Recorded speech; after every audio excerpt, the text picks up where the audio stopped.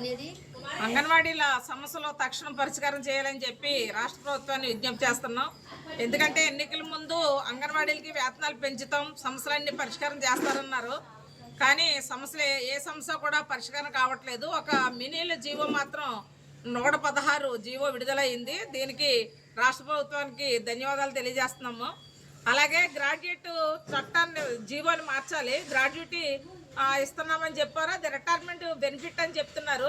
అలా కాకుండా గ్రాడ్యుయేటీ చట్టం ప్రకారం గ్రాడ్యుయేటీ అమలు చేయాలి, ఆ రకమైనటువంటి జీవో ఇవ్వాలని చెప్పి డిమాండ్ చేస్తూ ఉన్నాం. అలాగే గుజరాత్ హైకోర్టు అంగన్వాడీలకి 3వ తరగతి ఉద్యోగులుగా అంగన్వాడీలను గుర్తిస్తూ తీర్పునిచ్చింది.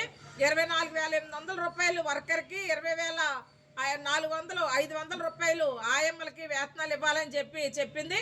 ఆ రకంగా మన రాష్ట్ర ప్రభుత్వం కూడా తక్షణ 3వ తరగతి ఉద్యోగులుగా అంగన్వాడీలను గుర్తించి 24,800 ఇక్కడ వర్కర్కి, ఆయమ్మకి 20,500 రూపాయలు వేతనాలు ఇవ్వాలని చెప్పి డిమాండ్ చేస్తూ ఉన్నాం.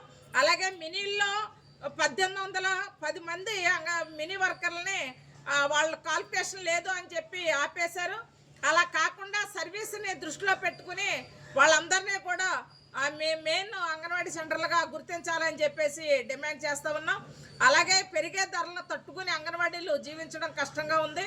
వీళ్ళందరినీ కూడా ప్రభుత్వ ఉద్యోగులుగా గుర్తించాలి, కనీస వేతనాలు అమలు చేయాలి, ధరలకు అనుగుణంగా వేతనాలు పెంచాలి.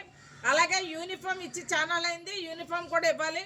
అలాగే అంగన్వాడీలు ఎవరైనా సెలవు పెట్టుకుంటే ఒక అంగన్వాడీ వర్కరు పక్క అంగన్వాడీ సెంటర్ డ్యూటీ చేస్తున్నారు ఇన్ఛార్జి, ఆ ఇన్ఛార్జి అలవెన్స్ ఇవ్వట్లేదు. కాబట్టి ఇన్ఛార్జి అలవెన్స్ అనేది గతంలో ఇచ్చేవారు, ఇప్పుడు కూడా ఇవ్వాలి. అలాగే టీఏ బిల్స్ ఇవ్వాలి, వంట పాత్రలన్నీ కూడా మార్చి కొత్త వంట పాత్రలు ఇవ్వాలి. అలాగే ప్రమాదవశాత్తు వర్కర్ కానీ హెల్పర్ కానీ ఏదైనా జరిగినప్పుడు వాళ్ళు ఆదుకోవాల్సిన బాధ్యత ప్రభుత్వాందే. అయితే రాజోల్ ఐసోలేస్ ప్రాజెక్టులో లక్కవరం సెక్టార్లో ఆయమ్మకి కుక్కర పేలి ప్రమాదం జరిగింది.